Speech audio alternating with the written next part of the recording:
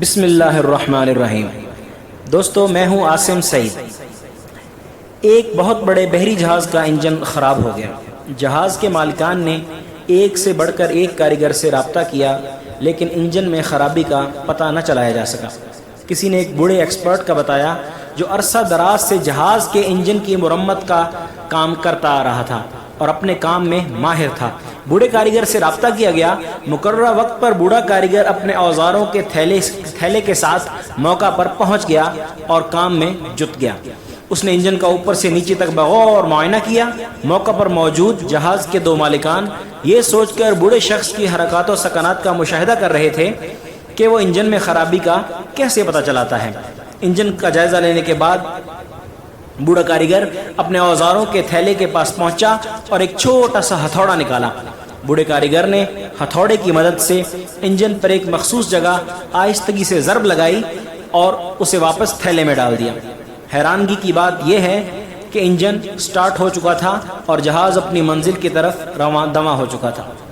ایک ہفتے کے بعد جہاز کے مالکان کو بوڑھے کاریگر کی طرف سے $10,000 کا بل ملا۔ کیا $10,000؟ مالکان نے حیرانگی کا اظہار کرتے ہوئے کہا کہ یہ بوڑھے نے تو مشکل ہی کچھ کیا ہے اور اس چھوٹے سے کام کا اتنا بڑا بل۔ چنانچہ جہاز کے مالکان نے فیصلہ کیا کہ بوڑھے کاریگر کو ایک تفصیلی نوٹ لکھ کر بھیجا جائے جس میں اس سے پوچھا جائے کہ بل کی تفصیل ارسال کریں۔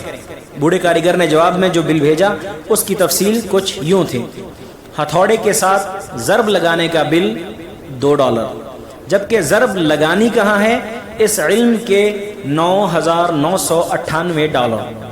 تو میرے دوستو، اوپر جو ہم نے صورتحال اور واقعہ بیان کیا اس سے نتیجہ کچھ یوں نکلا کہ محنت اور کوشش کی اہمیت اپنی جگہ، لیکن یہ کوشش کب، کہاں اور کیسے کرنی ہے، یہی وہ علم ہے جو ہمیں دوسروں سے ممتاز کرتا ہے۔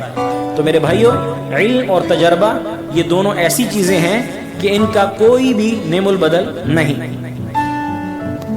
انسان کی کوشش کبھی بھی رائیگاں نہیں جاتی اور اس کا علم ہمیشہ اس کے ساتھ رہتا ہے۔ اس کے ساتھ ہی میں اجازت چاہوں گا۔ السلام علیکم۔